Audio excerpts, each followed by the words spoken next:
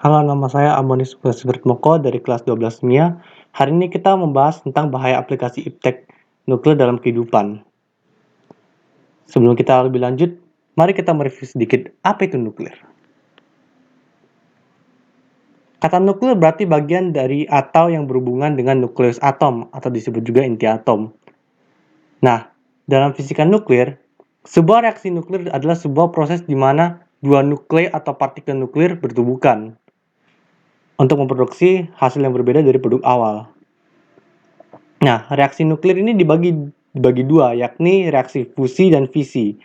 Nah, reaksi fisi atau disebut dengan pembelahan inti adalah reaksi nuklir yang melibatkan pembelahan sebuah inti berat seperti uranium menjadi dua bagian, yakni hasil fisi. Sedangkan reaksi fusi atau penggabungan inti adalah reaksi nuklir yang melibatkan penggabungan inti-inti atom dengan nomor-nomor atom kecil untuk membentuk inti yang lebih berat dengan melepaskan sejumlah energi. Ini adalah contoh reaksi fusi pada uranium, dan ini adalah contoh reaksi fisi pada uranium. Nah, sekarang kita membahas tentang reaktor nuklir. Reaktor nuklir adalah suatu alat untuk mengendalikan reaksi fisi berantai dan sekaligus menjaga kesinambungan reaksi itu. Reaktor nuklir ditetapkan sebagai alat yang menggunakan materi nuklir sebagai bahan bakarnya. Materi fisi yang digunakan sebagai bahan bakar misalnya uranium, plutonium, dan lain-lain. Untuk uranium digunakan uranium alam atau uranium yang berkaya. Jadi secara umum reaktor nuklir adalah tempat berlangsungnya reaksi nuklir yang terkendali. Pada dasarnya cara kerja reaktor nuklir adalah memanfaatkan uap untuk memutar turbin. Kemudian turbin akan menggerakkan generator yang menghasilkan energi listrik. Dan kemudian uap yang dihasilkan dari reaksi fisi atau pembelahan inti atom itu untuk menghasilkan panas. Ini adalah contoh skema cara kerja reaktor nuklir. Nah, penggunaan energi nuklir ini ada kelebihan dan kekurangan. Dan dampak positifnya penggunaan energi nuklir adalah 1.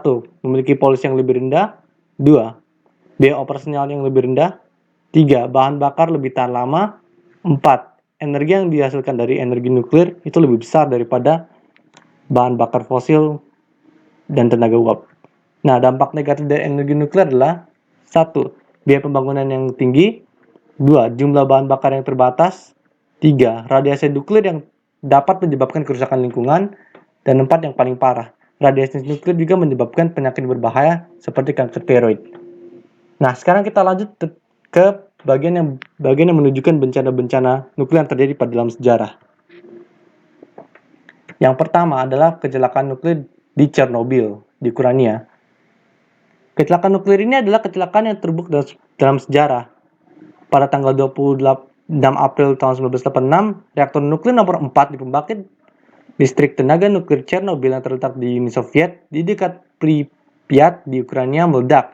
Akibatnya, isotop radioaktif dalam jumlah besar tersebar ke atmosfer di seluruh kawasan Uni Soviet bagian barat dan Eropa. Kronologisnya adalah, pada pukul 2:30 pagi, sebuah alarm berbunyi di Chernobyl ketika para petugas sedang melakukan pengujian. Panel kontrol menandakan terjadi krisis besar di reaktor nomor 4. Terjadi lonjakan energi secara tiba-tiba membuat reaktor terlalu panas hingga akhirnya meledak. Diperkirakan daya ledaknya setara dengan 500 bom nuklir. Saat dar tersedot ke dalam reaktor yang hancur itu memicu gas karbon monoksida yang mudah terbakar. Akibatnya, kebakaran terjadi di Chernobyl selama 9 hari. Pada tahun 2005, World Health Organization atau WHO menyatakan sekitar 4.000 orang meninggal karena paparan radiasi. Selain itu, sekitar 4.000 kasus kanker tiroid yang juga terjadi setelah bencana nuklir menyerang mereka saat kecelakaan terjadi. Itu umumnya rata-rata pada masih anak-anak dan remaja. 10 tahun yang lalu, lebih tepatnya pada 11 Maret 2011, gempa bumi bermagnitudo 9 mengguncang Jepang yang menimbulkan tsunami dan menewaskan 15.896 orang. Itu adalah merupakan gempa terkuat yang tercatat di Asia. Nah, gempa tersebut juga menyebabkan kecelakaan pada reaktor Fukushima yang tercatat sebagai bencana nuklir terbesar kedua setelah peristiwa Chernobyl pada tahun 1986 yang dibahas sebelumnya. Nah, PLTN Fukushima sendiri memiliki 6 reaktor nuklir. Pada Maret 2011, Reaktor 4 terisi bahan bakar, sementara reaktor 5 dan 6 sedang didinginkan dan dalam keadaan mati karena proses pemeliharaan. Nah, saat gempa bumi melanda, reaktor 1, 2, dan 3 mati secara otomatis. Generator darurat pun aktif mencegah reaktor meleleh, namun tak lama kemudian tsunami melanda wilayah tersebut.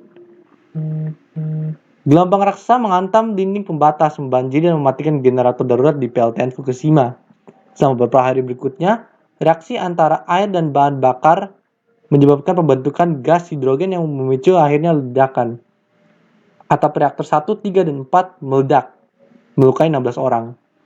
Tanpa pendingin, inti reaktor meleleh dan materi nuklir kemudian bocor. Hasil penelitian memperkirakan jumlah kontaminasinya mencapai 42%. Secara total ada 37 pekerja yang mengalami cedera fisik dan 2 lainnya memiliki luka bakar akibat radiasi. Ini adalah gambar tentang bencana nuklir Fukushima Daiichi. Nah, ini ada satu pertanyaan.